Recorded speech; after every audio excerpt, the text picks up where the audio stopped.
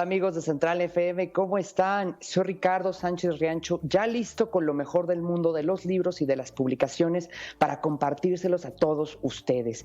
Y al día de hoy, como ya es nuestra tradición, con un especial invitado, con una persona que nos trae ahorita su más reciente novela. Es un autor que ha tenido ya varias condecoraciones, ha sido bastante premiado, nos ha dado grandes textos y en esta ocasión nos va a traer algo que me parece sumamente sensible.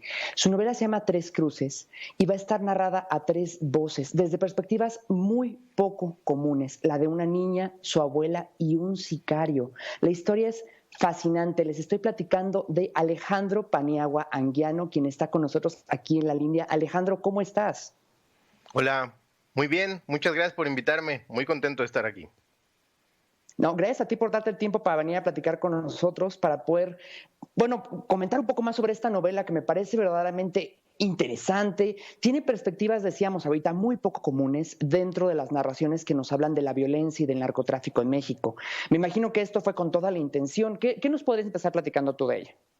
Bueno, la primera cosa que me gustaría comentarte es que es una historia real de una alumna que yo tuve en un taller literario, que me contó la historia de su vida y dije, esto es fascinante, tenemos que escribirlo, y finalmente me puse a trabajar con ella para escribir el texto, hasta que un día ella me dijo, sabes que yo ya no quiero hablar de esto, odio este aspecto de mi vida, esta parte de mi existencia, te regalo el libro, tú haz lo que quieras con él.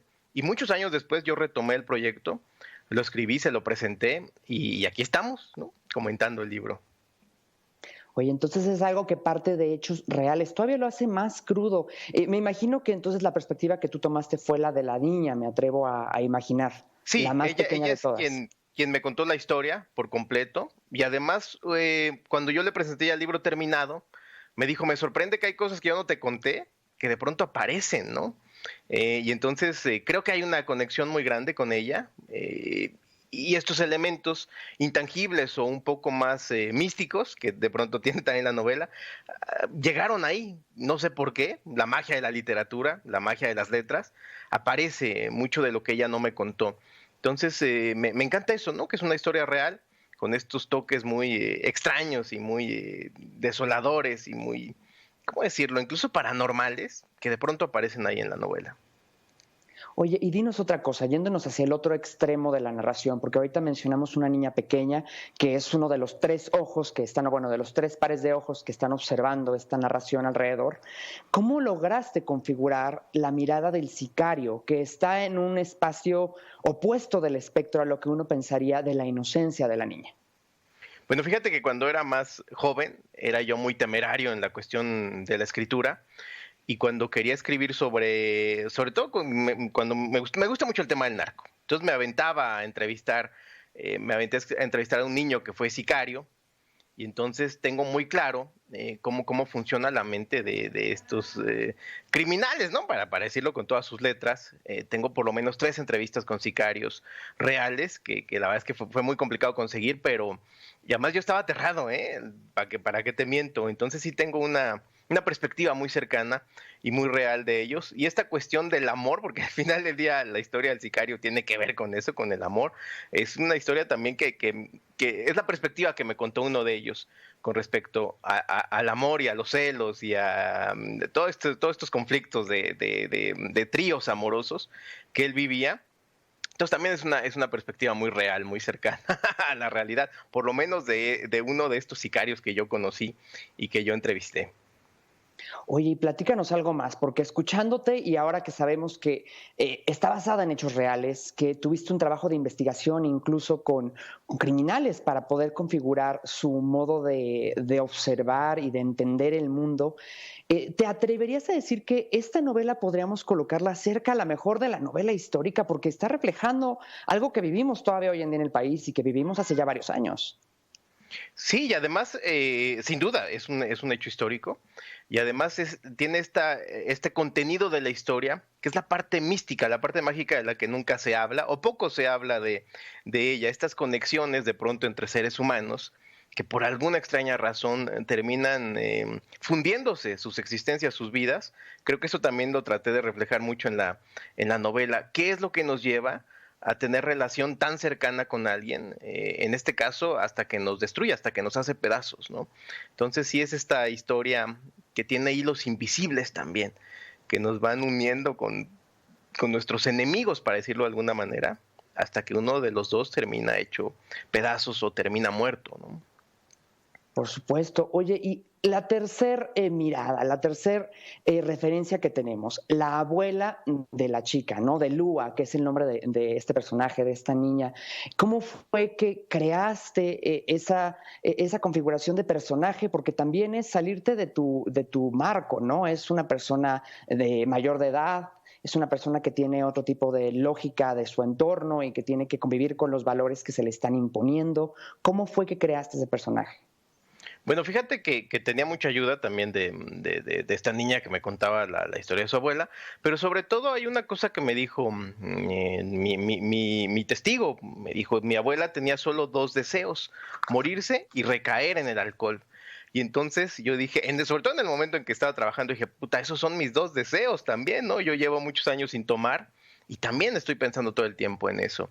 Y también en ese momento de mi vida tenía mucha cercanía con el deseo de la muerte. Entonces, para mí fue muy fácil acudir a mí mismo y revisar estos temas, sobre todo estas dos perspectivas, de alguien que acaba de dejar de tomar o que lleva poco tiempo sin tomar y que todavía tiene esa ansiedad, y alguien que está pensando mucho en cómo será morirme o no será mejor estar muerto.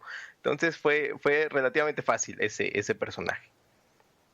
Pues en verdad, digo, te agradezco que tengas esta calidez para compartirnos algo que también es tan personal, lo cual habla que el libro, como estará escuchando todo el mundo ahorita, no solo tiene elementos de investigación y de lo que se requiere, me parece, por lo menos a mí, de un buen escritor, que es ser muy observador, tener mucho cuidado en el detalle, sino que además hay una parte muy íntima que de una manera muy única se transforma y se impregna en las páginas de esta novela. Creo que es un libro que se cierra desde muchos flancos en ese sentido, nos deja ver un poco del autor a la vez que nos comparte el contexto contemporáneo, nos comparte sobre, problemas humanos que también no están vinculados, y cuidado, aquí creo que es bueno que hagamos la mención, no están solamente vinculados al narcotráfico y a la violencia, porque de momento escuchamos estos temas de manera frecuente. Son problemas y son situaciones que se encuentran a lo largo de la vida de cualquier ser humano en cualquier contexto, ¿no? Entonces se vuelve incluso más universal, me voy a atrever a utilizar esa palabra. Sí, incluso con el personaje del sicario, a todos nos han puesto el cuerno, que es un poco el conflicto de este personaje que le están poniendo el cuerno. La reacción de él es totalmente brutal y disparatada, pero el conflicto, yo creo que todos lo hemos vivido. El conflicto de estar tristes, de estar devastados, todos lo hemos vivido, ¿no? La confusión, el juego, ¿no? Incluso esto de la muerte. Lua juega con los muertos, con los cadáveres. A mí me ha pasado, de hecho en diciembre que murió mi mamá, yo tuve que estar con el cadáver de mi mamá por menos 13 horas ahí sentadito junto a ella, porque mi papá no quería que me la llevara, ni quería estar unas horas más con ella, y entonces tuve que convivir al final del día con el cadáver de mi mamá. Entonces creo que también eso, por lo menos en mi vida, se ha vuelto cercano. Igual cuando murió mi maestro budista, los maestros budistas tienen que estar varios días el cuerpo en el lugar donde murieron. Entonces también tuve que tener a mi maestro aquí en mi casa por lo menos 3 días, a su cadáver. Entonces también creo que la muerte es cercana a nosotros, y la convivencia con muertos hoy más que nunca es súper cercana a todos nosotros. Por supuesto que está muy presente. Digo, de antemano, siento mucho escuchar lo de tu mamá. Yo Te ya lo agradezco. sabía, pero es algo que duele, sobre todo en circunstancias tan complicadas como las que seguimos Sí. viviendo, en las que la muerte sigue estando tan presente y que también está tan arraigada en la tradición mexicana, ¿cierto? Y que es algo que tenemos también a flor de piel, yo creo que los mexicanos en particular. Sí, por supuesto, y el dolor frente a la muerte creo que es uno de los más grandes, el desconcierto, la ira que te da cuando alguien muere.